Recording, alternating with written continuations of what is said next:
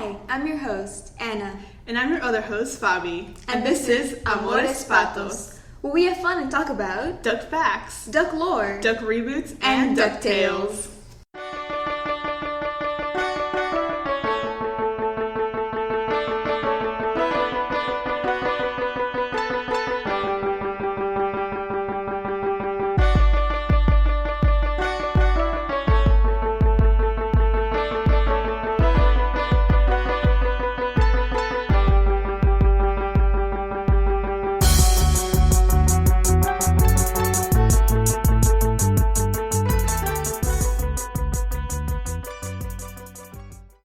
So this is our very first episode, and again, my name is Anna. I'm Fabi. Welcome to Amores Patos. Thank you for tuning in, hopefully, assuming there's people listening. Tuning in. Unless it's my mom. You can't understand English, so hola ma. Yeah, to my parents as well. I hope they're not listening, because this is how I spend my time, making a Ducktales podcast. But yes, this is our first episode. We hope to keep a regular schedule, but we're two college students. Yeah. So it might change depending on the quarter, how that goes. Yeah. And understandably, we're also behind on the episodes. So how the format of this podcast will go is that they will be episode recaps. Obviously, we are 3 weeks behind on the new episodes.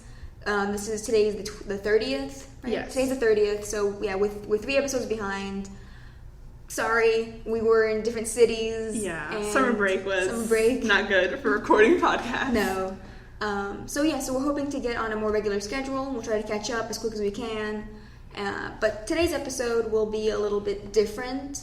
Today's episode will be, since we're reviewing the premiere, and the premiere has been out for over a month now, it'll be less of a recap and more focusing on character analysis, because the reboot gave us a glimpse into an incredibly new take on these characters, a very fresh new take on characters, and characters that are completely different. Yeah, like there are dynamics that change, personalities that drastically have changed, and there's like a feeling of change even from watching the beginning scenes of either like the first episode of the original or the first episode of this new one, the premiere.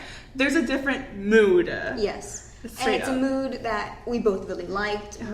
We love this new take. We do. we like original Ducktales. I've seen every single episode. Let's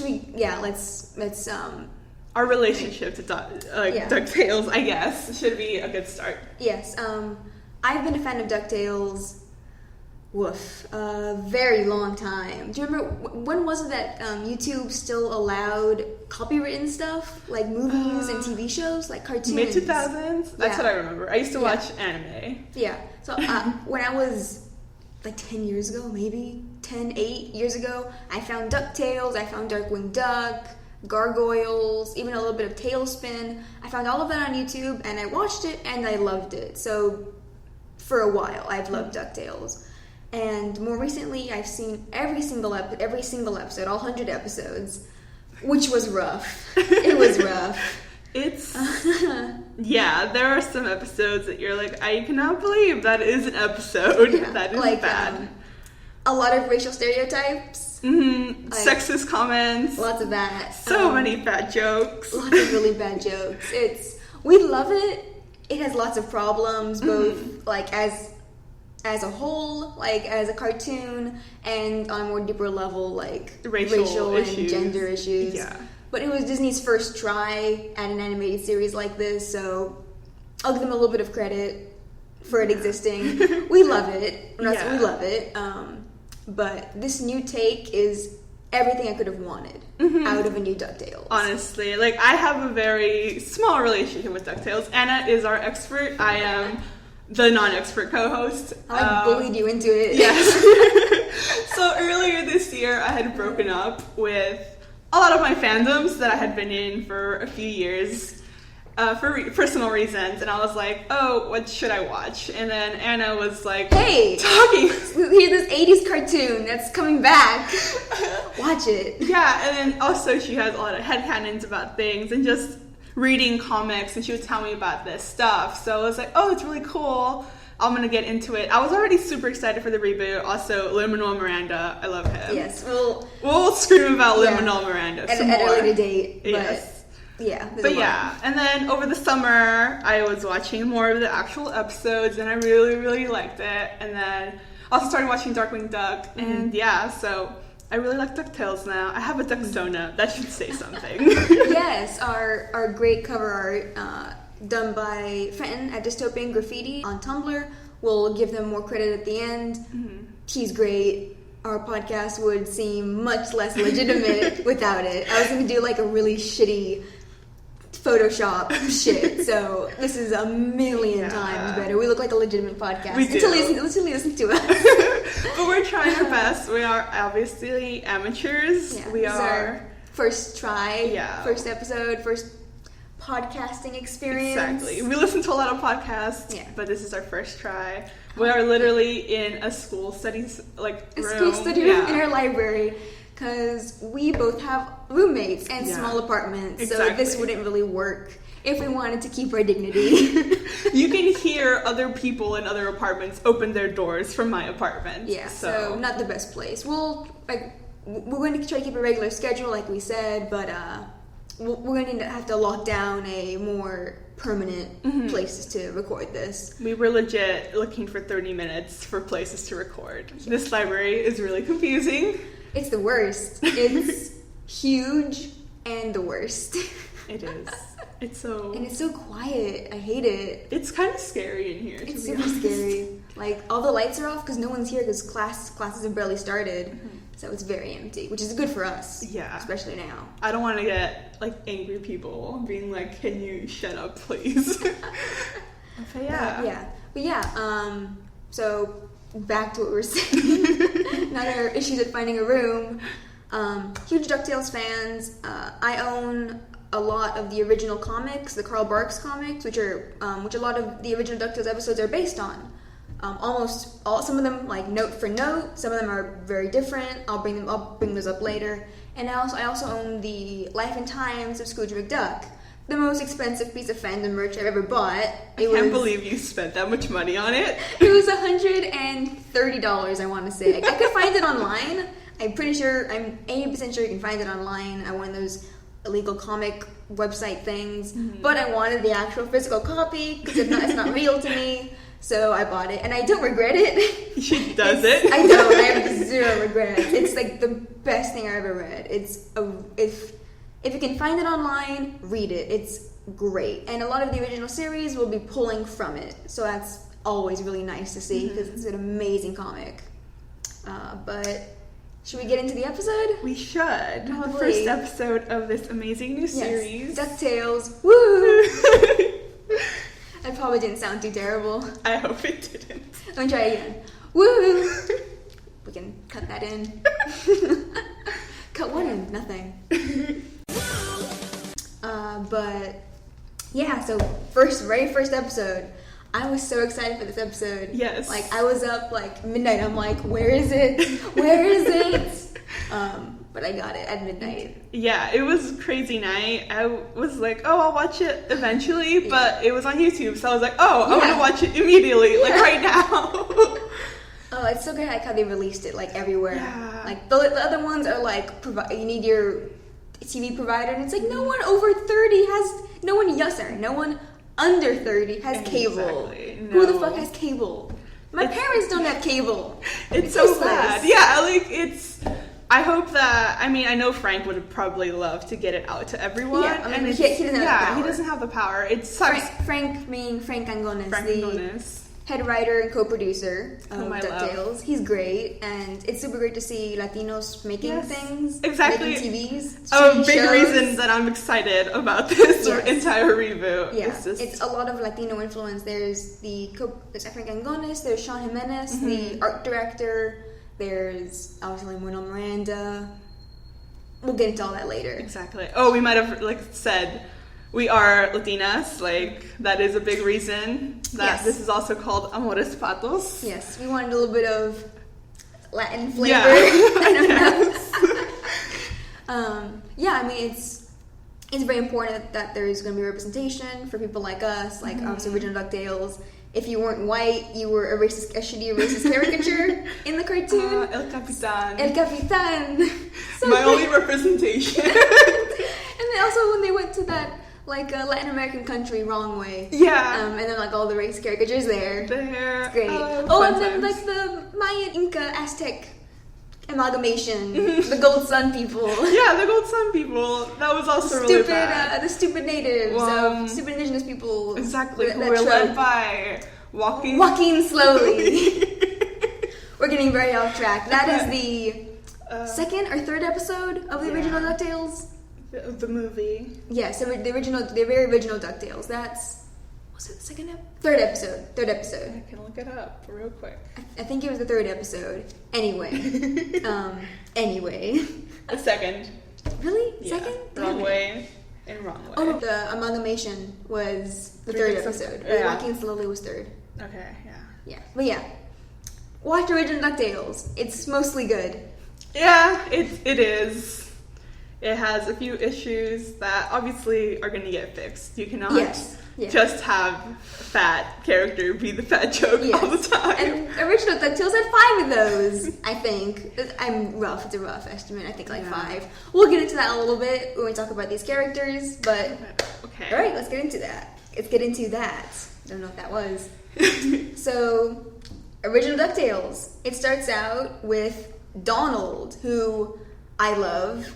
Donald has been my favorite, Disney, core Disney character. He's my favorite. Mickey Mouse can jump off a cliff. Sorry, Mickey, you have no personality.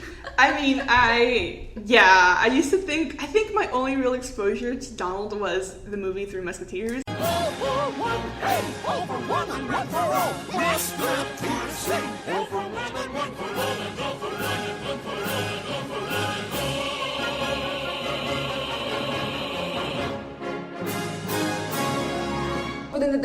I love that movie. I do too. It's on Netflix. Watch it, please. Exactly. It's so good. The best. It's but so good. he's sort of a coward in that. Yes. So having this exposure now to Donald Duck being this super good adventurer is I'm please forgive me, Donald, for I have been very, very wrong. And I'm looking at your Donald Duck shirt and I'm laughing.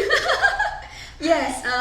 Since Saturday is DuckTales Day with these new episodes, and I still can't believe we're getting a new episode every weekend. Right. I wear a DuckTales or Donald shirt, so I have this shirt on that has just a bunch of Donald faces on it. It's great. But yeah, so episode. It starts with Donald and the kids on the houseboat, as we know. And to have in the original DuckTales, Donald was in a total of maybe 6 episodes, and just was gone the rest of the time. He joined the Navy, fucked off, left the kids with Scrooge.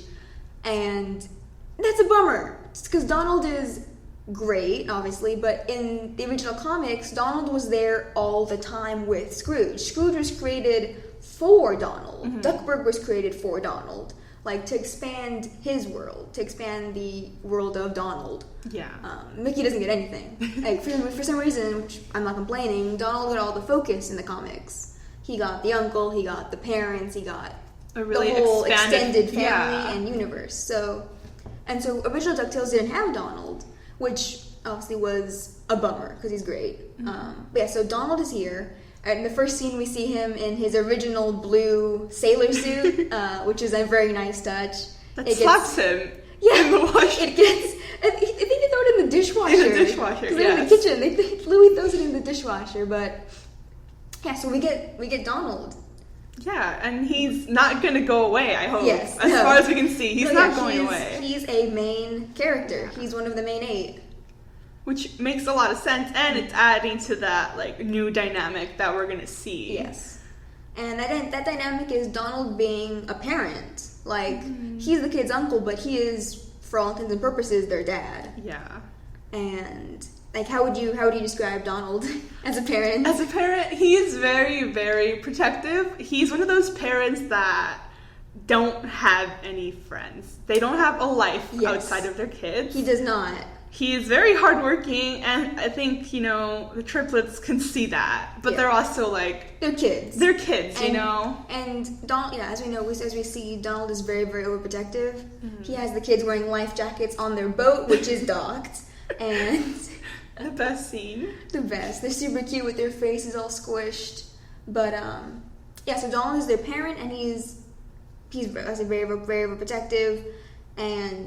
But this, like, so we've seen Donald, obviously, with the kids before. In the comics, he is their legal guardian, because their dad is who knows where, and their mom is... We'll get to the mom. Della. But in the comics, the dynamic of Donald and the kids is very different. Donald was a parent, technically, but the kids were like mini adults in the comics. They're horrifying from what you told me. The kids aren't kids in the comics. They're there to be like they're like the joke of the three identical triplets. They finish each other's sentences, which is really weird. Finish each other's sentences constantly. They don't talk like kids. They use really, really big words that I've never heard of. That Donald doesn't talk like that. The kids do in the comics. And they're just there kind of like to help Scrooge's adventures. They're smart. They use their junior woodchuck knowledge to help Scrooge, to help themselves. They're one single entity. They're one single horrifying entity with no personality beyond triplet and smart. And in the comics, they're not in color, so they're all the same. Yes, in the comics, a lot of times they'd be in black shirts with hats with black and then like their color, but just in the hats. So so great. So yeah, it's a very, like, this dynamic, they're very much like, oh, Uncle Donald. Well, of course, we know now that they're trying to get him to leave. Yes. That's why they're being so nice. Yes, but, like, yes. I don't put it past them to be kind to helpful. him that way. Because he's not suspicious of them helping out. So obviously the dynamic of the kids is very different. They're kids. They're actual kids. They're not like this weird, they're no longer a weird entity of one person in three bodies. So opening scene, Donald has to go to work. He has a job interview. Donald has a job interview, and the kids are trying to help. Sort of. Like Louie's trying to get him dressed. Huey is trying to cook him breakfast poorly. It's like fish. Burning. He has like a whole fish on the pan with an egg on it, and trying to rush him out the door. And we see that they tricked their babysitter. Yeah. They gave her a new address. She's out to like the middle of nowhere. Yeah, she's in the middle of nowhere. But then they try to convince Donald that they'll be fine at home alone for a couple hours. And Donald's like, okay, I have to go. But then the engine on the boat starts, and we see that Dewey. It was a plan with all the kids. They're planning on getting Donald out so they can hotwire the boat and go to Cape Suzette, which is a Tailspin reference. Cape Suzette is where Tailspin is set, which is a really nice reference. I'm hoping we get to see Cape Suzette, because in Tailspin it's set in like the 1920s, I think. Oh. I haven't seen Tailspin, so it's Jungle Book, but set in the 1920s. Okay. And Baloo is a bush pilot. Oh my god! And Mowgli doesn't exist, but Good. all the other animals are there that I remember. Wow. Yeah, they are. Anyway, there's another reference to Tailspin that we'll get to later, but so their plan is to hotwire the boat and take it to Cape Suzette. We're not sure how far that is. Mm-hmm. Yeah, so they're planning to go to Cape Suzette. So I keep getting stuck on this Cape Suzette. Sorry, we had a minor interruption with people trying to come into the room. But they left. They left. Find somewhere else to study. We have to record. Why are you studying? The school started Wednesday. Chillax. Some people go really hardcore. I haven't looked at a book. Anyway, I got sidetracked by Cape Suzette. So the boys were trying to hotwire the boat, go to Cape Suzette. Jesus. Donald obviously catches on before they can go anywhere. Mm-hmm. My favorite moment, who's Dewey? Who's Dewey? Because Donald goes up, where's Dewey? And Louie's like, sleeping. And Huey's response, who's Dewey? Who's Dewey? And obviously Donald catches them. He's pissed because they were going to take his boat to who knows how far Cape Suzette is, and puts them all in the car. And the kids complain about Donald being too overprotective, which he is. But Donald now has no one to take care of them. He doesn't trust them alone now, obviously, seeing how they're going to try and hotwire the boat Yeah, to leave. And they lost their chance. Yes, they lost their chance. But now Donald doesn't have anyone to watch them. And like you said, this is really telling that Donald doesn't have anyone else to turn to for help. He immediately goes, I have to contact my last resort. Yeah. Because there's no one else. Yeah, so Donald has no friends, which is sad. It is. When we see more of that later, that the kids are his whole life, which is sweet, but it's sad. Like, Donald doesn't allow himself to relax, anything. Like his whole life is the kids. I had a thought. Looking at my notes. Yeah, okay, my notes are not related to them. So there's Donald's last resort is Scrooge, which we learn Donald and Scrooge haven't spoken in 10 years. Yeah. And that's the huge difference between the beginning of these episodes. Yes. Because I went back, I was like, okay, wait, I need to go back and watch the original, the OG episode, Don't Give Up the Ship. And I did, and that's like the big thing, because in the OG, Scrooge goes to pick up the kids. Yeah. He is aware. Yeah. Like Donald and Scrooge, they're family. It's just a normal relationship.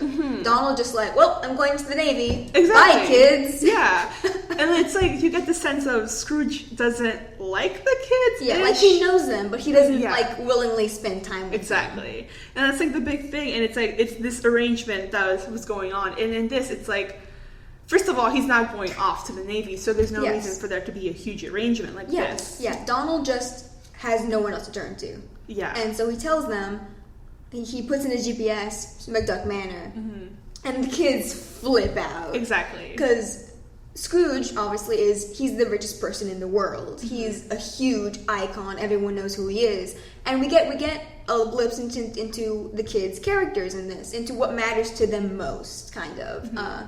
Huey talks about how Scrooge discovered the chupacabra was actually a shaved bear.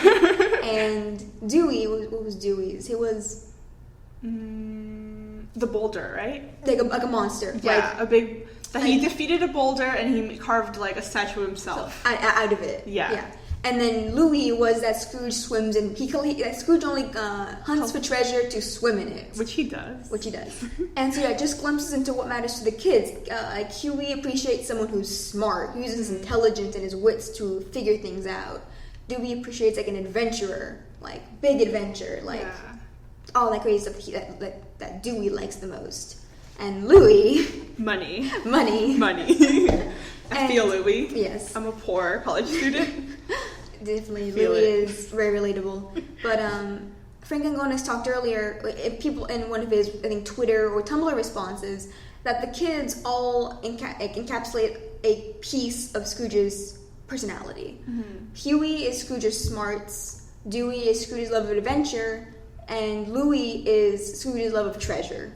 Yeah. And we'll get to who Webby is, because Webby's also a piece, because they're all a family. My heart and all that. But yeah, so the kids have so much more personality. They have personality. Exactly. They have personality. They have traits that when Anna was first telling me about this, I was very confused on who is who. I eventually had to be like, okay, Huey, red, like a hue. Yeah. Dewey, water, dew, drop, Dewey. And then Louis, he's the green one. Process of elimination. Exactly, process of elimination. Yeah. But then now it's like, you can either, their personality, you can say their voices. God, no more of that horrible buckle voice. Yeah, I'm pretty sure I asked Anna, like, is there any, like, reason for me to try to differentiate the triplets' voices? And you're like, no, they all sound the same. And Webby also. No, they were all voiced by the same person. Exactly. So their voices weren't distinct, and they had no personality to speak of. So they don't know. They have no sense of identity. Yes. And now it's like, now they're completely different people, which is very nice. Like, I'm so relieved. Same, because like, we have, finally have kids with these triplets with actual distinct personalities and appearances that look and feel natural. I'm looking at you, Quackback. That was a mistake. I saw a picture. 90s mistake.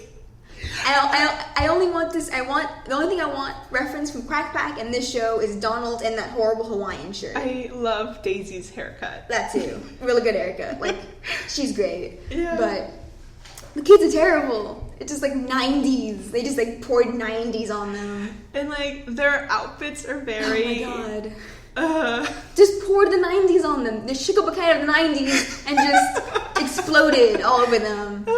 They look different, but they still don't have personalities. Mm-hmm. Anyway. But now they do. Yes, now they do. They're very different kids. And now it's like how I was telling Anna, like, you can have a favorite triplet now. Like, the same with a lot of other characters that I will eventually talk about. Yeah. They can now be your favorite because now you have a reason for them to be your favorite. Before we're just like, I like the color blue, so Dewey's my favorite. You're right. Like, I love the color green. Louie is probably going to be my favorite. Yeah. But now it's like, you can choose. I'm also talking about Gyro. Gyro can now be someone's favorite character. But yeah, I'm not sure which one's my favorite. I love them all. Mm-hmm. I relate the most to Huey as an older sibling.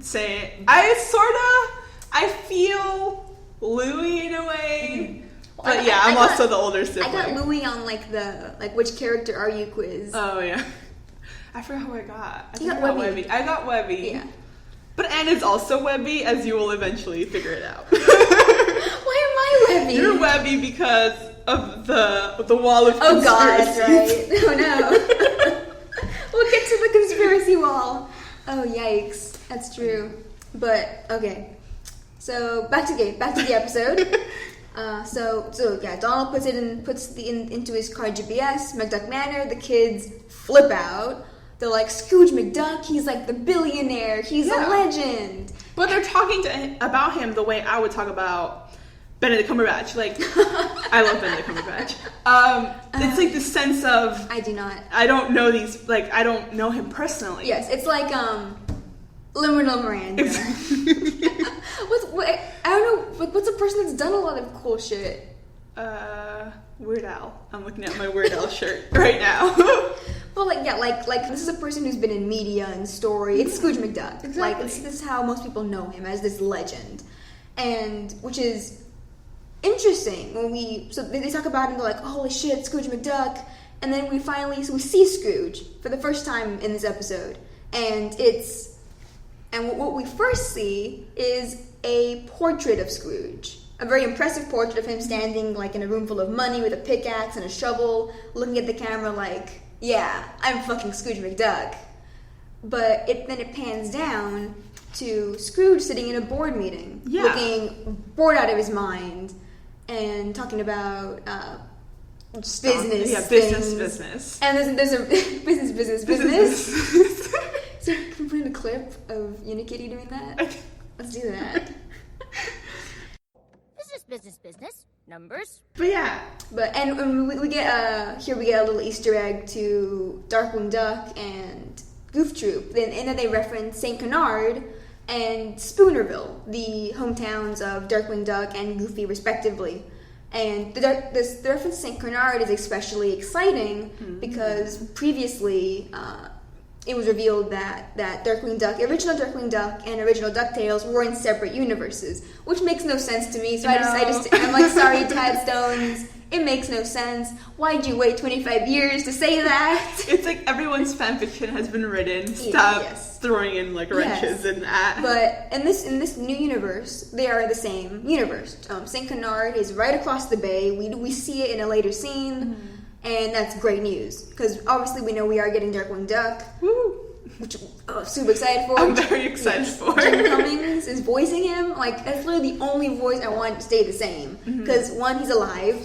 Two, Darkwing Duck's voice is already so good. Yes. It was very quick and sharp and funny. Not like a lot of the original DuckTales voices, which were not. Which were... Yeah. That actually annoyed me a lot. A lot of the voices annoyed me a lot. My favorite voice to annoy me is Gyro's, because I can't figure out his age. Is he an old man? He doesn't look super old. He doesn't. He has bright red hair. But his voice sounds like a very tired old man. Yes. We'll get to Gyro in this episode. But, so Darkwing Duck, referenced here, very excited.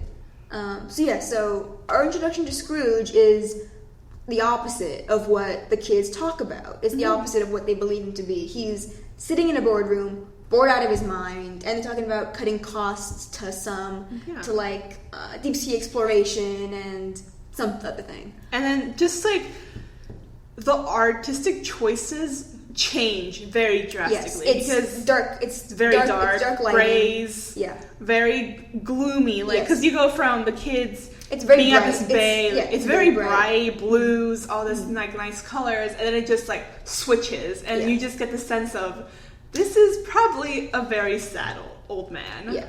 So this first look we get at Scrooge is really interesting to me. It shows, and this whole the extended scene we get of him walking back into the bin, throwing his money back in. It's a sense of melancholy, but also of monotony. He's used to this. Mm-hmm. He's used to this meetings. Yeah, to this loneliness, to this boredom.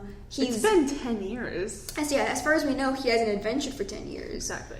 And so he's used to it, but it's more of a grudging feeling. Mm-hmm. He's forced to become used to it. Exactly. And then you get, again, the big change from the OG, in which he is swimming in gold when the opening scenes are introduced. When we first see him, he's swimming in gold. He's like talking to what I'm assuming is like, for exposition reasons. He's saying like, oh, I like to swim in gold. Like, like swimming like a porpoise and throw it up in there and let it hit me on the head. The line from the comics. Exactly, and he's very like he's chipper. Happy. His life is fine. It's like I don't think. Is it implied that he hasn't done any adventures?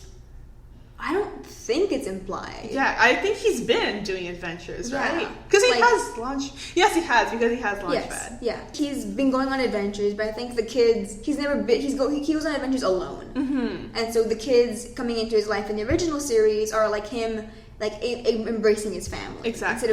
instead of being so alone. Yeah, and it's like the sense of there wasn't a big event that happened that caused this separation. Which in the new one, it's like this. There was a falling out. That's what happened. Yes. But in the original, it's more like maybe he chose to be alone this way. Yes. He probably did. No, yeah. From the get, he chose to be alone. Exactly. He's happy. He's having the time of his life, swimming in his money bin. Like he's like, oh, I gotta pick up those kids. Fine. And then you get to see how much of a jerk he is. He's a dick. Very the much. First scene, he doesn't want to. He's walking to the docks to meet the kids, and there's like the Salvation Army lady. She's like, money for the poor, and what does he say? They're not worth it. They're not worth it. And I'm like, yikes. It's the worst, but also the best. Because, I mean, you don't feel bad for him. No, I don't feel bad for Scrooge. At all. I feel like a lot of my notes are here. It says, like, Scrooge is dumb, and then Scrooge just doesn't like the nephews. Yeah. Oh, yeah. We'll get more into how Scrooge interacts with the kids, but, yeah, so Scrooge, in the opening shot of him, very dark colors, a very different mood. Mm-hmm. And we see Scrooge throw his coins back in the bin, and he says, like, see you tomorrow. And he sounds very tired. And we don't see Scrooge swim in money in this first episode. In this 2-part premiere, he does not swim in the first part. And this is significant because swimming in money is, like, his greatest joy. Mm-hmm. Like, in the comics, in the life and times of Scrooge McDuck especially, we learned that Scrooge's money, the money he has in his bin, is money that he never spends because it's the money he earned, like, traveling the world on his own. So this money is worth more than, like, its actual monetary value. It's memory to him. Like, it's everything he's been through. And in the life and times of Scrooge McDuck, for, I want to say, almost 20 years, he doesn't swim in his money because he's spurned his family. He's been alone for that much time now that swimming in his money that didn't bring him joy anymore. So for 20 years in the comics, he stopped swimming in his money until Donald and the boys came back into his life. And so that was especially important that in this first episode, Scrooge doesn't swim in his money. He just throws the coins back in and closes the vault door behind him. Mm-hmm. So it's a very different feel from the original series, like, where it's much more jovial and, like, everything's fine. Scrooge's life is fine until, like, before the boys come in. Like, the boys coming into his life weren't a huge hindrance. Well, they're a hindrance. Yes. But they weren't, like, it wasn't as big of a deal as it is here, where Scrooge's life is monotonous and boring now. Yeah, and he's just sort of lost all sense of maybe himself. Yeah, because as far as we know, he hasn't adventured for 10 years, which is his passion. That's his thing. He loves adventuring, and not for the money, but for the adventure. Mm-hmm. Like, he loves that. But moving on.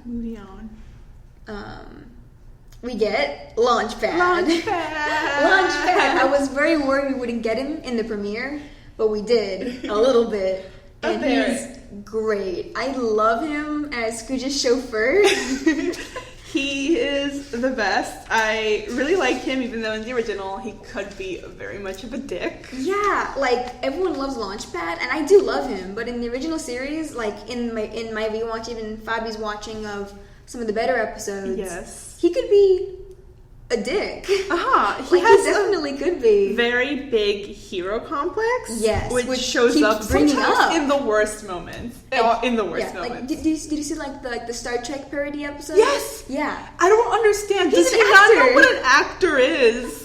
It makes me very mad. You have to watch. It's too much to explain, but in the original series, Launchpad could be a bit of a dick. His episodes were his like single episodes. The ones focused on him were almost always about him wanting to be a hero, which kind of comes out of nowhere. Like, you're a pilot, but why this like obsession with wanting to be a hero? That's never explained. No, it's not. He's just there. And so. Launchpad is much better in Darkwing Duck. He's a better character. He's more likable. He doesn't have really any episodes focused on him alone. Sadly, unfortunately, because he's much better in that show. But he doesn't want to be the hero. No, he's like, I want to be your sidekick. He wants to be a sidekick. He loves it. But anyway, we get very little of Launchpad in this episode.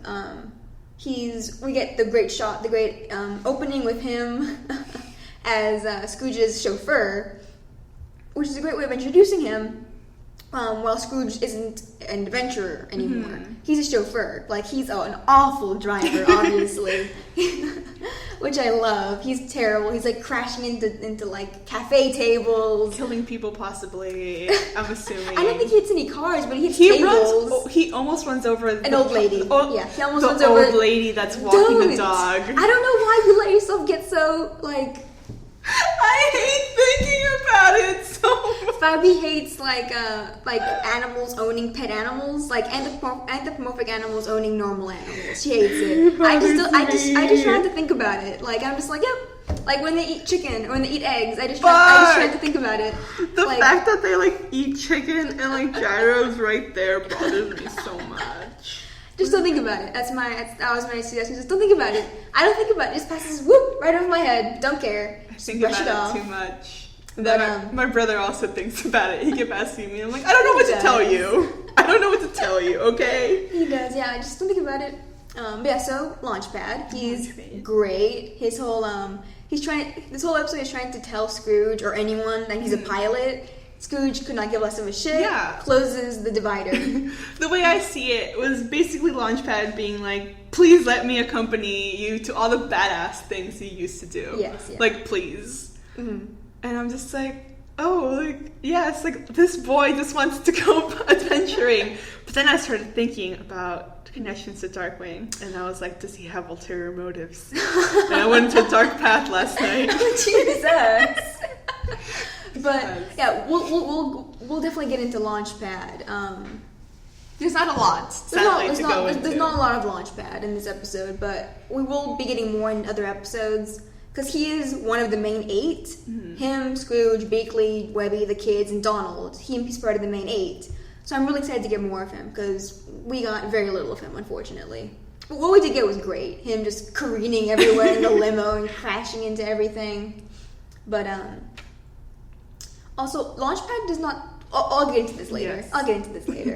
But, so they Launchpad and Scrooge, they end up back at the mansion where Donald is trying to quickly drop off the kids with Mrs. Beakley. And he knows Mrs. Beakley. Yes. He knows Mrs. Beakley already, which is weird with their interactions later. I think he might just know her... called? He might know her, like, he knows her, but he doesn't know her very well. Okay, yeah. Like... he's met her once or twice. Probably. Yeah, because at first it gave me the feeling maybe he knows her from past things, but then I was like, no, because of the newer episodes where it's like... what we get from there, it doesn't seem like she knows much about him. Mm-hmm. So maybe they just didn't interact a lot previously. We don't know. But Donald does know her. He calls her Mrs. B, which is very familiar. Yeah. So we get Donald and Scrooge's first meeting in 10 years. We learn that it's been 10 years from Beakley later. But the kids did not know that they were related to Scrooge. They don't. No, they don't know until Donald calls him Uncle Scrooge, and the kids lose their shit even more. Yeah, they're like, what? I thought this was like a favor, but this is like family. Yeah, like, and we are Dewey related.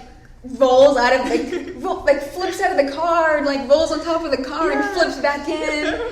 It's great. There are a lot of really good visual. Visual jokes? Jokes. Like, The word visual jokes, things like that are just really clever in the background.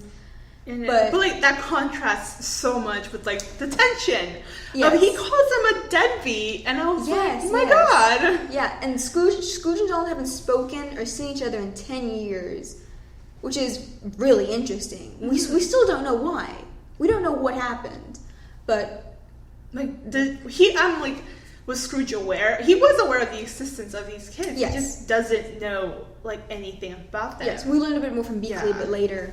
But yes, so their first confrontation, and they don't like each other. Clearly, at all. We know Donald is going to him as a last resort because he says Scrooge owes him. We don't know what he owes him for. Mm-hmm. We have some speculation, but we don't know. But so he brings the kids, and he kind of word plays Scrooge into agreeing to let them stay. He tells them, "Can you take care of them without losing them?" And that's what he's like. He's like, "Of course I can." And he's like, "Thank you so much." And Scrooge is like, "You're welcome." Wait, what? Exactly. What? And so he word plays Scrooge into letting the kids stay, and so. He brings the kids, and this is their first meeting with Scrooge. And so Donald leaves. He goes to a job interview, and the kids see the mansion for the first time. And he locks them out. He locks them out first. He closes the door in their face, and Mrs. Beakley has to come up and open it for them, which I thought was a really nice touch. Same. She looks so resigned. Yes. She's like, oh. I love. Back to Scrooge, when Scrooge and Donald first meet. Donald's still a trillionaire, and Scrooge points up to his house, and a peacock flies in the background. Makes the noise. Why are birds owning Don't birds? think about it. Do not think about it. Just erase it from your mind. Oh, but God. Really good joke. I died, and the peacock just makes the noise and just or whatever. I can't make the noise. Flies in the background. Oh my god. But yes, so we see the mansion, the inside of the mansion, and it's pretty whack. It's great. It's a lot of beautiful, beautiful paintings that I keep looking at. Yes, the paintings are almost all a reference to original Carl Barks oil paintings that he made of Scrooge McDuck that are beautiful. This guy took a lot of time to paint a lot of really beautiful paintings of this duck. They're of this gorgeous. Scottish duck. And their original oil paintings are beautiful. And here they have the animated rendition of a lot of them, and they're great. They're really nice. And there's a lot of really nice touches in the mansion. The umbrella stand has a sword in it. Ooh. There's a bowl full of apples that has gems scattered in it. Are those plastic apples? Are they edible? And we see a small painting that we'll talk about more later. There's a lot of portraits in Scrooge's mansion that we'll definitely focus on. There's a small portrait of Donald's father, Quackmore, right there, which is the first time we've ever seen Donald's father in an animated series, and the first time we've seen him, first time his name has been said. And we'll get more into Quackmore and Donald's parents and all that conspiracy type deal. Webby. Anna is Webby. Yes, and in the next scene in the kitchen, there's a big portrait of Scrooge's parents, his actual comic book parents, not his what was it called? McMama and McPapa In the original series episode, Once Upon a Dime, Exactly. I think, is the name of the episode, where we learn Scrooge's past. Scrooge's non-canonical past. I love it. For the original series, which is very good. It's very interesting. We see his parents, we see him leaving Scotland, but it's not at all canon to the comics, where his parents are Downey and Fergus McDuck. And big deal, Fergus McDuck, Scrooge's father, has already had a voice actor cast. Graham McTavish, if you might know him from The Hobbit, he was Dwalin, and also from the show Outlander. No idea. I think it's about like medieval Scotland. I think he's one of the guys there. He's going to be voicing Fergus McDuck, Scrooge's father. So this is the first time we've seen his actual parents in an animated series, and the first time we're actually getting them. Like, we're going to see them speaking and like living. Yeah, there's going to be either flashbacks or something. I'm assuming we'll get flashbacks because they're certainly dead by now. But Rip. we'll see them, which is a very big deal because these are the comic book parents, and they haven't been seen or brought up anywhere else. So I'm really excited for them. And we get Beakley. We get a little bit of Beakley right at the beginning, and she is buff. She's ripped big as fuck. I love her. I want her to carry me, please. Like, Beakley, there's instances in the OG where she's good. I mean, Cold Duck only is very little. Cold Duck is, I mean, sort of racist. But bird racist. We're not going to get into that either. But yeah. But like, her character in that is like a 10. So this is the fourth episode of the original series, yes. I think. Cold Duck. It's like probably less than a tenth of what Beakley is now. Yeah. It's amazing. Because Beakley devolves in the original series into a fat joke. Yes. And just like the old lady fainting. No, Mr. McDuck. I can't do a voice. I can't do voices, I'm sorry. Sadly, I can't either. Yeah. We're sorry. We're women of one voice each. Two if you count as speaking Spanish, exactly. I guess. Yeah. But yeah, Beakley in the original series is basically useless. Sorry. She's a fat joke character a lot, which sucks. Especially coming from people who you would think, like, respect her. Scrooge. Jesus. I'm not going to say the line. It's so awful. But it's so bad. Yeah. And she doesn't take his shit. She's not going to take his shit now. Yes. Because in the original one, she would faint at everything. She'd be like, oh my goodness, this thing is happening now, even though I should be used to it after working for this nut job for maybe years. Yeah. Something. Yeah, so unfortunately Beakley isn't great in the original. In this one, she's a stone cold badass. I love it. She's technically Scrooge's housekeeper. Yeah. But she could kick his ass in a second if she wanted to. He knows that. He forgets it. But he knows it. And so the kids come in and Scrooge is doing his best to like ignore them by reading the paper. And she's like, fucking talk to your nephews. Mm-hmm. And we get a really good scene with the kids trying to talk to him. Because the writing in this show is so clever. It is. It's so good. Scrooge doesn't know how to talk to kids. He's like, do you like marbles? Or... And they just get up in his face like, are you really related to us?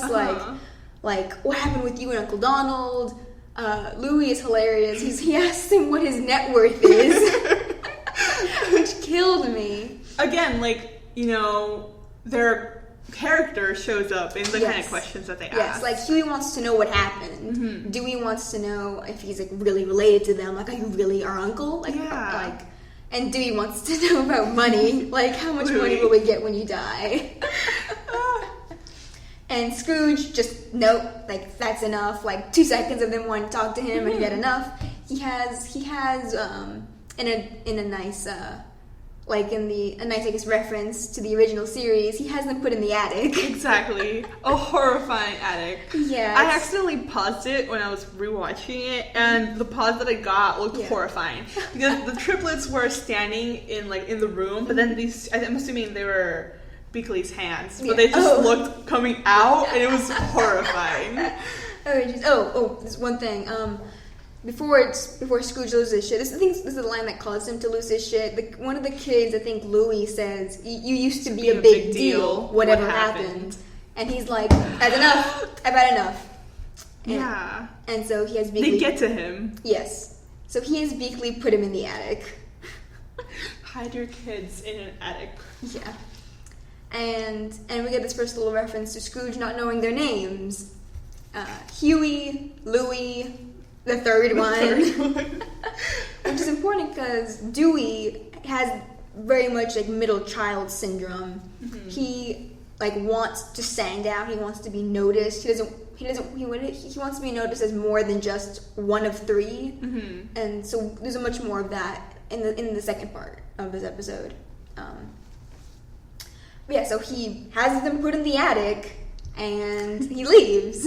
He just, locks them in. At least, though, from the OG, he locks them in for a few days. Apparently? Yes, I was rewatching that, and it's like, it's been 3 days!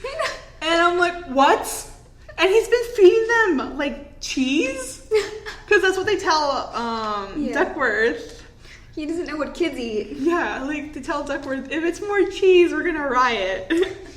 And it's like, no, and these kids immediately, though, they're like, we're going to get out. We're going to bust out. Oh, yeah. They're immediately like, yeah, how are we getting out of here? And, really good joke. Scrooge leaves the kids a bag of marbles, which, if you watch the original series, you know that the marbles were like this fucking Deus Ex Machina thing that they had. I probably haven't seen this, they have a torpedo, they use their marbles to, what's the word, activate a torpedo before it hits them. What the heck? I have not seen that. Apparently, a torpedo has like a button on it, and they use their marble to like blow it up before it can hit their ship. Like that's the kind of stuff that our marbles could do in the original series, which is hilarious. Like with the tuning fork. The tuning fork. What the fuck? The tuning fork in Cold Duck can like cause an earthquake, like a 7-point earthquake. Or something. It's ridiculous. It's insane. Like, and it never happens again. It's never explained. It isn't. It's like, we got a tuning fork, and it's like, what are you gonna do? Holy shit.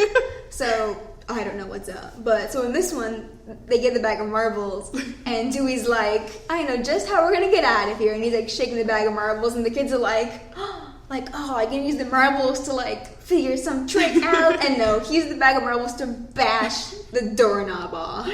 And it works. It's like this, like, I was like, I wonder what you're gonna do. It's like, no, we're gonna do it the hard, like the easy way. I'm just gonna smash. Just bash the doorknob off, which is hilarious. And so they get the door open and are immediately like tied up and dragged off into the darkness. And they're just taken. It's mildly horrifying. Yeah, because Dewey gets taken first, and Huey and Louie are like, oh my god! And then the rope comes and like just grabs them too. And then they're hung upside down. And my favorite thing is it's Louie, right? That starts crying. He's crying. Because the shadowy figure is like, who are you? Who sent you? And he's like, crying. He's like, Uncle Scrooge. And I'm like, these poor kids are traumatized by this now character that isn't just girl. Yes. Who is this new character? Webby. My daughter, my hamburger child. I love her. Yeah, so we have Webby Vanderquack, who is as different from her original incarnation as you can possibly be. Yes. She's an actual character now? She can be your favorite without you feeling bad about, she's your favorite because you're a girl. Yes. Original Webby, her character was literally girl. She was the killjoy. She was the tag along. Like the boys hated her. There's so many episodes where like you think that they're gonna do this whole like arc about respecting Webby, but no, it's just like they don't like her. Yeah, they're just being dicks to her, and that's just what happens. Like they're like, ew, girls, ew, girls. That's a little like the whole relationship with Webby. It changes sometimes, but not really. It doesn't stay very Which long. is weird, because like, then with Darkwing Duck, like 3 years later, we get Goslin, who's the best. The best, but that's a whole other thing. So Webby, she's a nut job. She's a nut. It's She's great. So intense. She's so intense. We learned that she got training from Mrs. Beakley, like martial arts training. Yeah, like she's like super acrobatic and everything. Knows how to use defend herself. Knows Yes. how to use weapons. She has like a dagger. Yeah. That she uses to cut them down from the rope when she learns that it's the nephews. She gets this huge curvy dagger and cuts the rope, and she's just holding this dagger for a good couple seconds before tossing it off into a corner. She's like, oh, immediately she's like takes her picture, right? Yes. And then she's like, she learns it's the nephews, and she's like, holy shit, it's the nephews. It's Scrooge McDuck's great nephews, Donald Duck's nephews. She asks them what their blood type is, and she's like, who's the evil one? Who's the evil twin? Yeah. And they're like, Louis. At the same time. But yeah, and they learn that Webby is what would you call Webby? With her big conspiracy board. Well, oh my god. Not a historian. Sort of. Just very, very dedicated. Yes, because we learned that Webby has been cooped up in the mansion. We don't know the specifics of that. Why is she being cooped up in the mansion? Does she go to school? Is she homeschooled? Yeah. We don't know yet. But she doesn't leave the mansion very often. I don't think she's left. She has left. She has to have left. But not to not to socialize or anything. So she doesn't have friends. And she has dedicated her life to Scrooge McDuck's life, to Scrooge McDuck's family, to everything about him, basically. And because she's got the tree down. Yes, because we learned that because the boys are asking her who is she, and she kicks kicks a ball at her big what's the thingy the thing you pull down in classrooms. Oh fuck Whatever. She reveals her big conspiracy board deal. The web conspiracy board's not a conspiracy board. It's a little conspiracy board, actually. It is. It's straight up. Well, yeah, it's technically a family tree, but she also has things that are questioned still. Yes. So it's her big. We'll call it her research board, I guess. It's everything about Scrooge. Basically, it's Scrooge the focus. And we get the first legitimate reference to Scrooge's sisters. Their names are in there, Matilda and Hortense, his two younger sisters, and are branching off to Hortense, who is his youngest sister and Donald's mother, Hortense Duck and Quackmore Duck, who are Donald's mother and father, who, as I've said, have never been seen or mentioned in any animated series before. And they're in the comics, and especially in Life and Times. Here they're redesigned. Their designs are different than they are in Life and Times. They're based off another comic book artist's version of the Duck family tree. I forget which artist. But Hortense here has straight hair in a bun, while in the Life and Times by Dawn Rosa, she has very frizzy red hair, which has negative stereotypes associated with it because she has Donald's temper. It looks in the comic. So there's some negative associations with the red hair and the anger and stuff. She looks very elegant in the new. Yeah, she looks very elegant. She looks a lot like Scrooge, which I thought was a nice touch. And then we get Quackmore Duck, who looks very spiffy. He has his hair feathers are pointed and smooth, and he has a little mustache, which is very cute. There's a lot of things on this board. I've written some of them down. Most of them, almost all, are references to things. Let me see. I have my notes here. You can catch all the references. Yes. I'm still an amateur. There's the parents. There's pictures of Scrooge's parents right on top. Let me see. There's a list of the McDuck ancestors, the clan McDuck. So Sir Roast McDuck, Seafoam McDuck, Sir Quackley. So which I believe we are going to see later. There'll be more references to Clan McDuck later, which is a big part of the Life and Times of Scrooge McDuck comic, because Scrooge is the last of that line. He obviously has no children. He's the last McDuck, which I believe will be an important piece of this new series. One reference here is a newspaper that says Sky Pirates spotted above Plain Awful. I believe Plain Awful is a reference to a comic book, something in the comics, But Sky Pirates are almost certainly a reference to Tailspin, because the Sky Pirates are the bad guys in Tailspin. Who knows if we'll get Don Carnage in this. If they do, hopefully they change his voice, because I did not like Don Carnage's voice. It's weirdly high-pitched and accented. And there's another little line here that says, we're not sure if it's on its own, but it says friend or foul. Foul as in the evil spy organization from Darkwing Duck, and in the episode of Ducktales, Double O Duck. My probably favorite episode. Very good episode. And the one few reference that I might know, that it might connect to 60s spy show, The Man from U.N.C.L.E. Yes. Whose villains were Thrush. And blah blah blah, with Thrush being referenced in Darkwing Duck with Shush, the good spy organization. So it's like reverse, yeah. but at the same time, the logo for the Foul is like, I saw it. I don't know if it's from the new one or not. It's like a globe being taken over by like a claw. I think so. And so the globe is a reference to the Man from U.N.C.L.E. logo, yes. and the claw is a reference to the Thrush logo. Yeah. So it's like, so, I was like, hey, so the cool, one thing I know. But let me see. Yeah, so there's the friend or foul, which is nice, and a little thing that's good for the goose, with a photo of Gladstone Gander, who is Scrooge's nephew by marriage. So it's Quackmore's, so Quackmore as in Donald's father, Quackmore's sister's son. So it's Scrooge's nephew by marriage. So they're not directly related. But we will be seeing Gladstone, I believe, episode 7, in the episode House of the Gander. I think that's what it's called. Lucky number 7. Oh yeah, I just realized that. I didn't think about it at all. Hopefully that was intentional.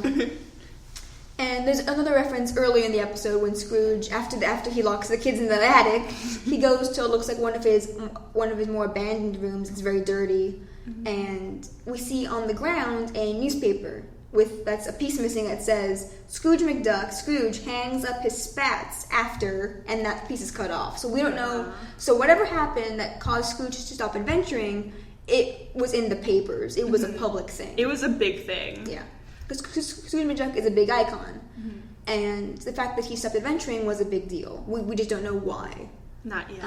And apparently the nephews don't either. Exactly, and that's the thing. Like, it must have taken a lot for Donald to just erase this man out of his nephew's life. Yes, like, he erased him entirely. Exactly. Like, the kids only know him from, like, hearsay. From TV, from wherever people would know about billionaires. Exactly. Rich billionaires, from anywhere else. But yeah, so as far Donald never brought him up. And we also see, after the kids meet Webby and they have their whole... She's freaking out about them being there. And they become best friends. It's a very cute interaction. We get Scrooge and Beakley talking. Scrooge, having been insulted by these kids, feeling insulted by these kids, he decides to go find Atlantis. He has this deep sea diver suit on. Beakley comes in because he's thrashing around trying to put it on, and she bursts in ready to kick some ass, thinking there's like someone attacking him. But no, it's just him trying to put this thing over his head. Oh my god. And he goes into his speech, and she asks him, like, is this all because some kids made fun of you? And he's like, no. Of course not. That's obviously it. Scrooge is super petty, which is nice. And so we have Scrooge telling Beakley about how, like, there are these signs, and like in the ocean, the Drake Barrier Reef, that Atlantis will be safe to go find. Because, like, the cold, like, those shifting winds will cause these currents to calm down or something. Yeah. It's something that Launchpad had mentioned. Yes, Launchpad brought it up, and Scrooge has been thinking about it. And now that the kid insulted him, he wants to go prove that he's not a has-been, that he is in am now, as he says. And Beakley, of course, sees right through him. She's like, oh no, you're doing this because some kids made fun of you. But she tells him, stop doing this. Like, go get to know your nephews. And she tells him, she points out that he's avoided them for 10 years. So it wasn't only, we can assume, Donald. It was on both sides. It was on both sides. That Scrooge has been avoiding them for 10 years. And Donald, we can assume, avoided all contact as well. Neither of them try to reach out, and which is significant. It's sad. It's very sad. Yeah. And at this point, the kids are crawling through the vents because they're looking for something interesting to do. And Webby says that there's the room of secrets. Yeah, room of secrets that she wants to lead them to, and so they're climbing through the vents. And so they're right above when Scrooge and Beakley's conversation is going on. And Dewey, who is last, is the only one to hear this, where Beakley's trying to convince Scrooge to reconnect with his family. Yeah. And Scrooge in anger, exclaims that family is nothing but trouble. And Dewey's the only one who hears this. Hears it. And he reacts very strongly. Strongly. He's hurt by this. Exactly. Like a child would. Like in the OG, they do get upset that he doesn't want them there, and they do try to run away, but it's immediately forgotten. Yeah. Like it goes back and forth so fast. Like we're mad at you, but we're also like completely chill with you. Yes. And here it's like you visibly see like how this would affect kids. And honestly, like I'm a very bitter person. I would get really sad. Like yes, especially because as far as we know, the kids don't have any other family. No. Besides Donald, it's just them and Donald. Yeah. And so to find out that this legendary guy is their great uncle, it's like a dream come true for them. Like it's this adventurous, like rich, smart guy. Someone who can get them out of the monotony of their lives, or out of Donald's overprotective, as like a escape from Donald's overprotective nature. And all he's done so far is yell at them and lock them in the attic. And now this, and Dewey's the only one to hear this, which is important because he stopped seeing Scrooge as so impressive. He no longer believes that Scrooge is this great guy anymore. So, because they get to the room of secrets, which is a really funny gag that we'll get to later, I'm sure you know. And Webby's pointing out, like, this painting, and like, this big stone statue of Scrooge, like, and Louis, like, putting post-it notes, calling dibs on everything. So when Scrooge dies, he gets it all. The way my brother called dibs on my dad's collection of coins. Oh my god. A few years ago, my brother's like, when you die, I'm keeping these. And I'm like, how? You're like 10 years old, what the heck?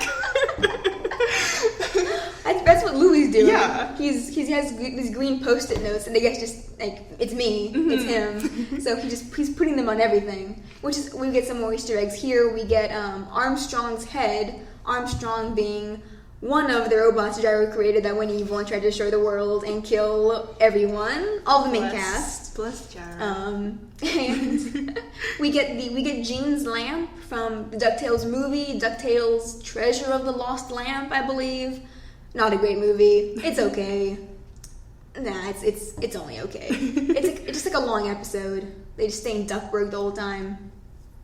And we get one of the Gold Sun Temple. The one thing I was able to get the reference for. Yeah, it's really, really huge. Yes. What would you call that? It's like a big stone. Like a sun?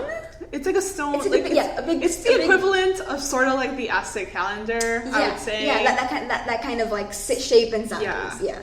And it's a reference to the Gold Sun quest from the first 5 episodes, or the first DuckTales movie. Yeah. And also in here is an Easter Island head that's like a dog that looks like an actual dog. Like the character designs in this show are so much better than the original. They really are. The dogs don't look like weird people with olives, big black olives on their faces. They look like dogs, like actual dogs. And then the pigs don't look like humans. Yeah, like in the original one, the ducks looked good, but everyone else looked really weird. And so in this, they look so much better. And they're much better with making them look like animals and sticking with that. So like the mummy in the intro is like a bird. Yeah, it's not like a hawk or something. Yeah, it's not a person. Yeah, it's not like the weird dog person from the original intro. And it looks super rad. And so this Easter Island head is like a long-eared dog, which is really nice. But yeah, so we get those Easter eggs. And the kids are like, "Whoa, this is so great!" But Dewey no longer believes. He's done. Yes, and he believes everything is fake. He's certain because because of what Scrooge said, he's no longer impressed with him. But also there's a painting in this room of secrets that shows Scrooge fighting like this bird pirate man and Donald swinging from like the rafters of this ship. Their uncle. Exactly. This man who doesn't let them do anything, really. Yeah, and they see this and all of them, all the triplets are like, this is fake. Everything here is fake then. And Webby tries to tell them, tries to convince them, like, no, like your uncle is the greatest adventurer of all time. The way I wrote it here is Webby is the Donald Defense Squad. Yes. Anna is Webby. Oh, jeez.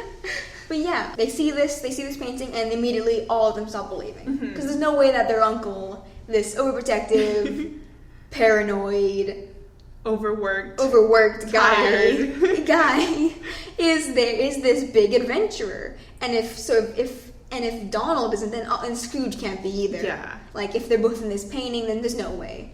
And Scrooge is just an old man, and all these things about him are just myths. Yeah, like a fraud. Or, he has the money. He has the money, and so he is rich, but all his adventures, they believe they're fake. Yeah. Because Webby's trying to convince them, like, no, look at this painting. They're like, nah, Photoshop. And then she opens a chest, and something rises out of it, and we see that it's a ghost, an actual ghost. A ghost which is a parrot pirate ghost. A skeleton parrot pirate ghost, which is really nice touch. Captain Peghook? Right? Peghook, yeah. Because his peg leg is a hook. Really nice joke. And then there's the sword, the Ducktales, which I thought was also very nice. And then the headless man horse, which is horrifying. A gift. But amazing. And so the kids are freaking out. They see all this stuff is real, all this crazy stuff is real. And it's going to kill them. And so right when they don't think anything else can get worse... Sorry, I'm distracted by the phone. So the headless man horse, they got the ghost, they got the sword. They're like, nothing, like, it's not gonna get worse, and then you hear a very disgruntled man from the door. Like, Scrooge is like, what the fuck is going on in here? He makes a reference to the Dismal Downs. He says, what in Dismal Downs is going on here? Which is a reference to where Scrooge's ancestral home, the McDuck Castle, is located in Scotland. Oh, I didn't know that. That's cool then. really nice reference. I'm 100% certain we'll be seeing McDuck Castle, based just on the ancestors and some of the animatics that were released at D23, I believe. But so Scrooge appears. What the fuck is happening? Yeah, carrying the defeated carcass of his deep sea diver suit. He's apparently going to just throw in the room of secrets. And so he comes in, and the kids immediately try to get him out of the way. They think he's just an old man who can't. They think he's just an old man, and they're trying to keep him safe. Yeah, which one of the boys grabs his hand? Louie's like dragging him around, and Scrooge at first is like, "Whoa, what the fuck's a ghost?" Yeah. But then he just starts being like, "What the fuck?" Like he says he's getting confused, like what's happening. And so the kids all hide behind the big stone.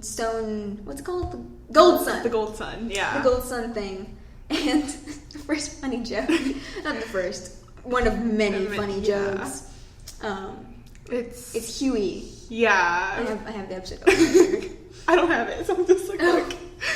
It's him being like, "Don't go, like you're so old, right?" It's like they're like, okay, if we team up, there's four of us, and three of them. If we work together, they've teamed up. So the ghost is riding the headless man horse, holding the Ducktales sword. And then at that point, you can see Scrooge's face in the background changing. Yeah. He is wearing what I call a shit-eating grin, because he knows that he is about to show these kids how it gets fucking done. Yeah. He is... like, hold me, like, you don't even hold me back, like, I got this. Yeah, he goes. Yeah. And the kids are like, oh, shit! I think it's Dewey. Dewey goes. He's like, no, don't go, you're old! And it's like, amazing. Like this super, super awesome action sequence that you get. It's really nice. Like he's a ghost. Like, what the fuck do you want? He's like, what will make you leave? Yeah, and he's like, oh, the head of Scrooge McDuck. And his head bursts into flames. Yeah, it's really cool. And he's like, will the hat be enough? Yeah. And he's like, he throws a hat in his face and like ducks underneath. And it's such a cool, like, the art is for that is fucking amazing. Yes, like, the show has such great animation, but this action sequence is really nice. It got me, like, pumped. I remember first watching it, I was like, oh shit! Yeah, no, it's super rad. And so like, the ghost throws his sword, and it cuts the head off the statue of Scrooge, and there's your head, and the ghost says... I should have been more specific. And he, like, vanishes. And the head falls onto the headless man horse. Like, giving him a head. And the horse, like, stamps on the ground. Thank you, I'm no longer a freak. And he leaves. And he just walks away from what I am assuming is the door that Scrooge came out of. Like, he just leaves. So he's out there now, I guess. In the world. Yeah. Being free. Yeah. Frank would be so proud. Yes. So the ghost just leaves. And the kids are in awe. They're like, holy shit, you did this. Like, you were amazing. Mm-hmm. But... Dewey looks mad, if you remember. After. Yeah. Because first they're like, holy shit, that was so cool. Like, there was the ghost and you beat him. But Scrooge is not happy. Mm-hmm. You have to do it, because I'm like... In the episode, I don't want to talk the whole time. I'm looking at the audacity. Hold up, I got it. I can't do the whole recap myself. I'm sorry, hold up. But it's cool. So Scrooge is very upset. He's pissed that they unleashed all of these ancient evils, that they wrecked his house, that they left the attic he put them in. And the kids try to tell him that they just wanted to spend time with him. And he's like, well, we did, and look what happened. Mm-hmm. Like, ghosts happened. And Dewey gets a little jab in, because Dewey is still bitter over what he overheard Scrooge saying. Yeah. He says, I guess family is nothing but trouble, right? And... That's the reaction shot that... Like, people had been... Well, you had screen captured me, and you're like, I wonder what happened, because he looks so mad. Super pissed. He's very, very mad. And he, like, in his anger, he strikes. We didn't say bring that. up the gong of Pishu. Before this, we learned that the Room of Secrets is a garage. The garage. Or, as Scrooge says, garage. And I love Louis. You mean garage? Really good humor in this show.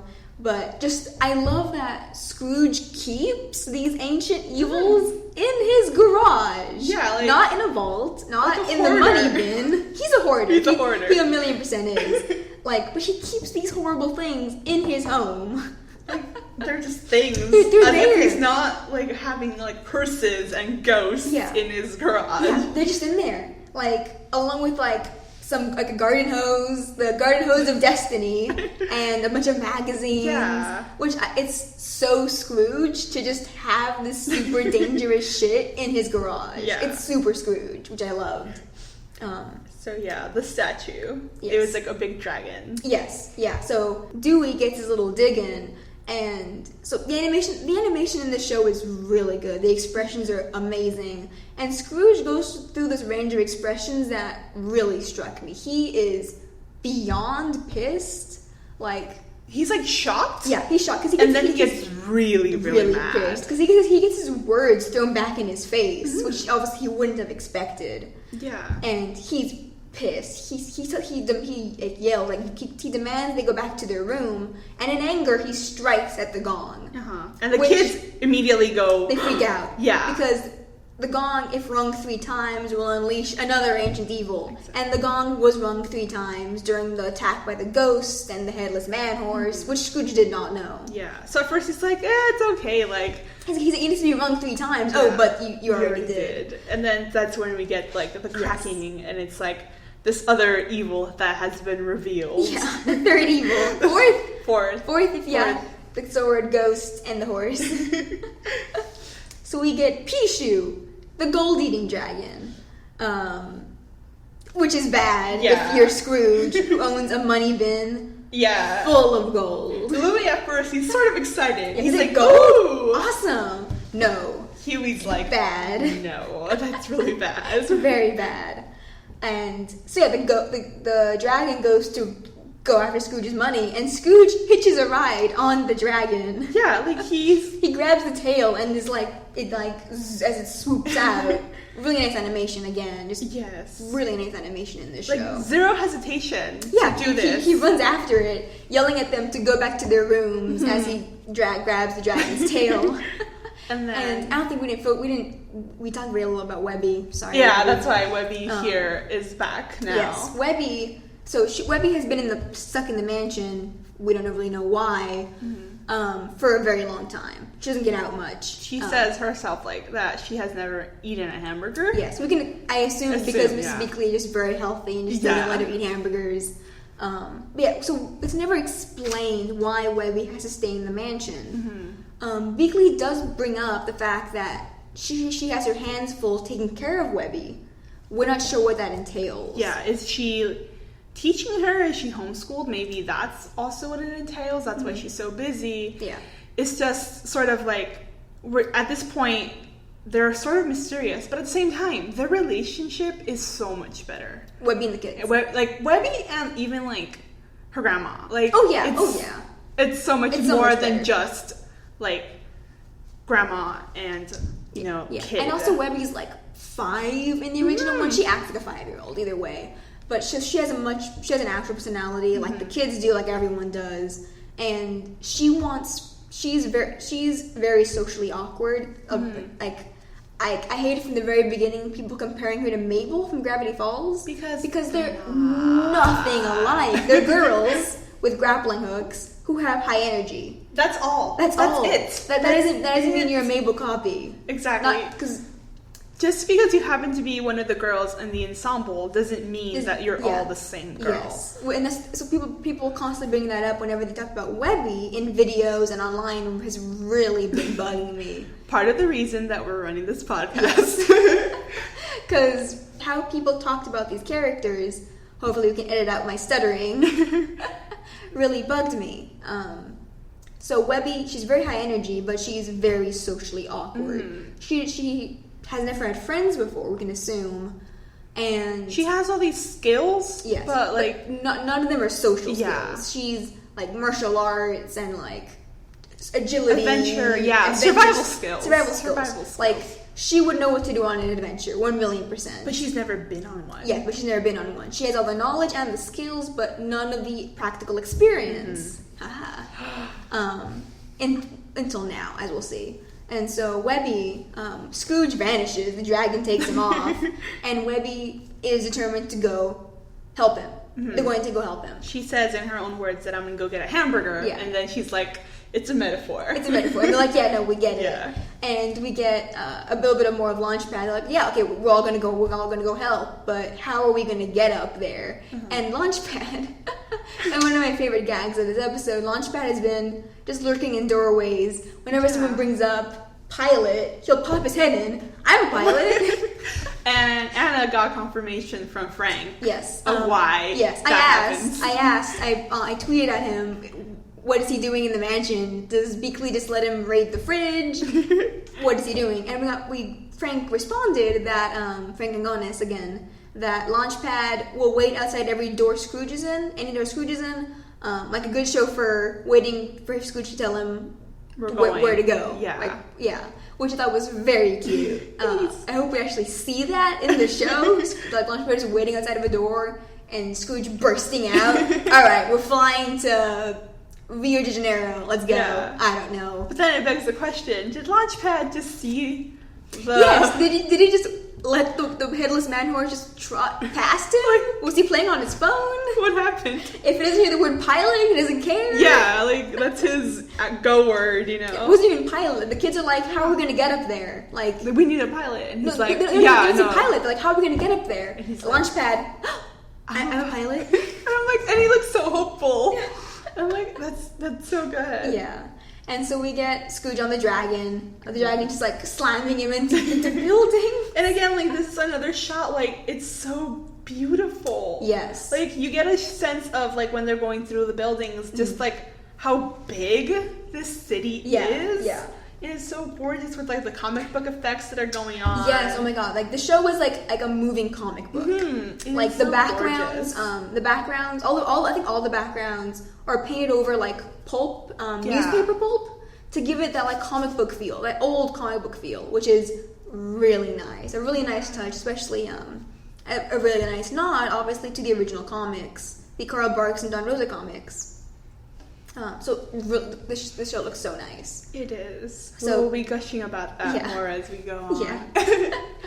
So yes, Scrooge on the dragon, like, clinging for dear life as it's heading straight for his money bin. He tries to stop. He like sticks his cane in its mouth, and he stops it for a bit before the dragon throws him off. Yeah. And he's just like free falling. In another beautiful shot of the city as he falls to As his he possible falls. death. But the kids catch him. They're in Launchpad's plane, the Sun Chaser, which is a reference to Launchpad's original plane from the original series, as seen in the episode Launchpad's First Flight. Maybe the most misogynistic we've ever seen Launchpad. It's like a teenage Launchpad. He's super sexist. It's great. I don't recommend watching it. But the name of this plane is a reference to his first plane. So it's the Sun Chaser. So the kids catch Scrooge. They have a plan to turn the dragon into stone. They all work together. It's really dynamic. It's very, like... It's like, okay... They ask Webby's opinion. Yeah. Like, straight up. Yeah, like, Webby, what do we do? Yeah. And she's like, okay, we need this or this. We need something to turn into stone or something. And they do have, like, Louis stole the Medusa gauntlet, which does, as the name implies, turn things to stone. And so they tie Scrooge up with the garden hose of destiny, so he can lower him out and turn the dragon into stone before he can eat any of his gold. Exactly. And it's a cute, like, scene of they're like it's Dewey, Louie, and Webby. Yeah, they're like maypoling around Scrooge, tying him up. Meanwhile, Huey is telling Launchpad what's about to go down. Yeah. And he's like, we're gonna swoop down and like turn up at the last minute. Yeah. And Launchpad is like, sure thing, random kid I just met. But it's so good. Like, it's really good. Launchpad's really great. We get very little of him, but what we do get is very good. I'm very excited to see Launchpad. Yeah, I'm really excited for more of him because he is so far really great. And speaking of funny thing, they're like, okay, you ready to go, Scrooge? And he's like, since when is Launchpad a pilot? It's like he's only been telling you for as long as he's worked for you, which we don't know at this point. We don't know how long he's been driving for Scrooge. We can assume a while, but we don't know. We haven't gotten that context yet. But yeah, so Scrooge swoops down, grabs the dragon by the tail, turns it to stone, and killing it, I guess, because the head falls off. Yeah. But right before the dragon turns to stone, it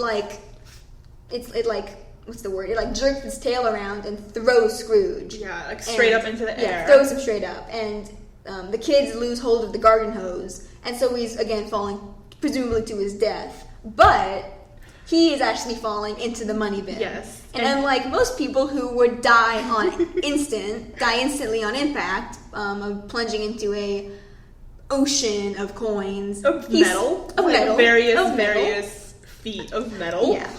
Falling several feet and then hitting metal. He swims through it, of course. He gets like this really he dives in. Yeah, he does a flip and he dives. He dives. And it's very like triumphant and it's great. And the kids like from the above, airplane, they're like, at first they're like, oh god, he's going to die. Yeah, and then they're like, woo! Like he swims in money, yes! And Launchpad, classic Launchpad, turns around, he's like, oh, family really is the greatest adventure of, the ground, and just plunges straight down to the ground next to the money bin. It's the best. It's great. Like, just, boom. It's great. It's it cuts to black. Yeah. Right before the crash. And I'm glad that they have him crashing. People were worried that, plane crashes. Can they do that on a kid's show? Yes. Yes, they Answer can. is yes. Because he crashes Flashback. pretty spectacularly. I'm surprised no one got any injuries. And he's hosing the plane off with the garden hose of destiny. Yeah. He's very chill in the background Yeah. doing it. I like that fact. Like, Yes. because Scrooge is talking to the kids. He's lecturing the kids. Yeah. He's like, you almost killed me twice by unleashing several ancient evils. Like, you destroyed my home and my money bin. Like, he looks like he's pissed. Yeah. But we see that he isn't. He is beyond happy. He's over the moon. Because for once, he has adventure in his life again. And it's because of these kids. Yeah, he laughs. He takes in like this laugh, and the kids at first are like, "What?" Yeah. And he's like, he sits down with them, Yeah. and he's like, he pats Webby. Yeah, he compliments them all on their roles in the adventure, like how they helped him, like they were great. And he says, "You kids are nothing but trouble," which is a nice nod to his previous line that family is nothing but trouble. But now it's like it's trouble he's missed. Yeah. Like, he's missed adventuring. And now he has these kids that he wants to adventure with, but mostly we see he wants to prove still that he's still Scrooge McDuck, that he's still the legend that everyone has heard of. He can still get treasure, make headlines, be relevant. Yes, that's still his goal, but now he wants the kids to come with him. And he opens up his fucking 2001 era flip phone. Gold flip phone that he bought 15 years ago and never got a new phone. Like, he's like, this still works? Good, I'm keeping it. Fuck you, AT&T. That's the worst. Oh my god. And we get a really nice shot as he's on the phone of St. Canard, right across the bay. There it is. So pretty. So many pinks. Yes, a really nice color palette for this show. It's just so nice. So he calls Beakley, like, "Yo, Beaks, I'm taking the kids on a field trip." Does not say that field trip is to Atlantis. Or that he's also taking Webby. Yeah. I guess it's implied. And yeah, so he's like, "Alright, we're gonna go, and we're gonna do this, we're gonna have lots of fun, and we're not going to tell your Uncle Donald." Which is a really nice joke. And Launchpad's like, "Yeah! Who is that?" But he is also very much down to go. Yes, like, they're all down. Everyone's so excited, and it's like amazing. And so Scrooge kidnaps these kids? I think. Technically. Yeah. And so, but anyway, we go back to Donald, who we didn't mention has been waiting for his job interview. He was sitting in the waiting room and had a bit of a meltdown with the stapler. He went crazy with that. So when we come back to him at the end of this episode, he has somehow stapled himself to the wall. Everyone's gone?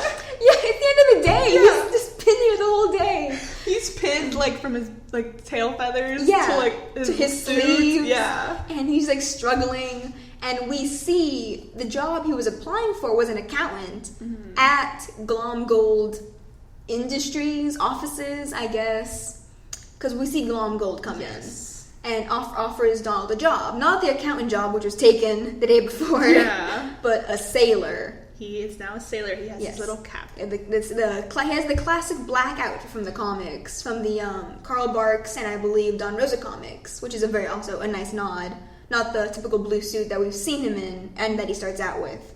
And so Glomgold's like, "Yep, you're a new sailor. What do you know about Atlantis?" And this was actually that Donald would be trying to apply for a job with Glomgold was guessed previously. On Twitter, they released a photo those flyers that you pull the stub off. Like, "We're looking for a job.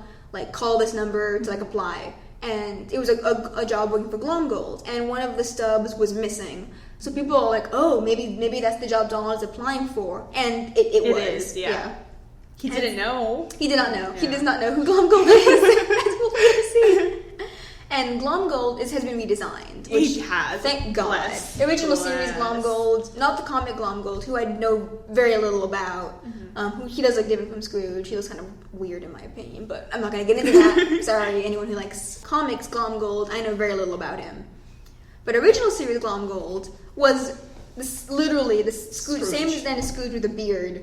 And it doesn't even look like a beard to me. I know, it's like a weird look.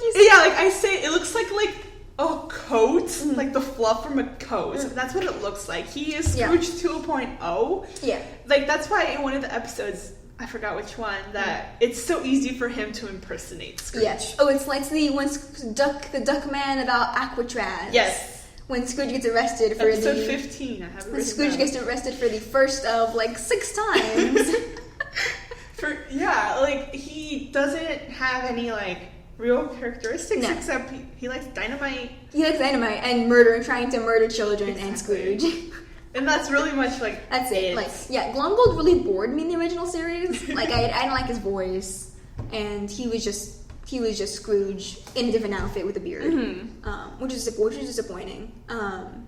This Glomgold looks entirely different. He's short and squat. Yeah. And he has an actual beard. It looks like an actual beard. It's an actual beard. It's a different color to his feathers. Yeah. It's like very clearly a beard, not this weird shaggy thing. Yeah.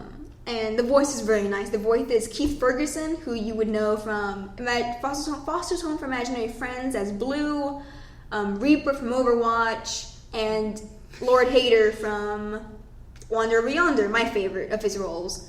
And yeah, so this is a new Glomgold who is much funnier and more ruthless. Again, he could be someone's favorite character. Yes, he definitely could. He's really funny. So that's the end of the first part of this Ducktales premiere. It was great. Loved it to death. Amazing. Hi everyone, this is Anna. Just coming in with a little message at a later date. We split our recap of the premiere into 2 parts because our first record went on for 2.5 hours. So rather than make you guys listen to that full 2.5 hour block, Fabi and I just decided to split it into 2. So this is where the first part of the review ends, with the end of part 1, and the next episode should be up at the same time as this one, and we'll be continuing with part 2. So I hope you guys have enjoyed it so far, and that you continue to listen, and yeah, leave us a rating and review if you can.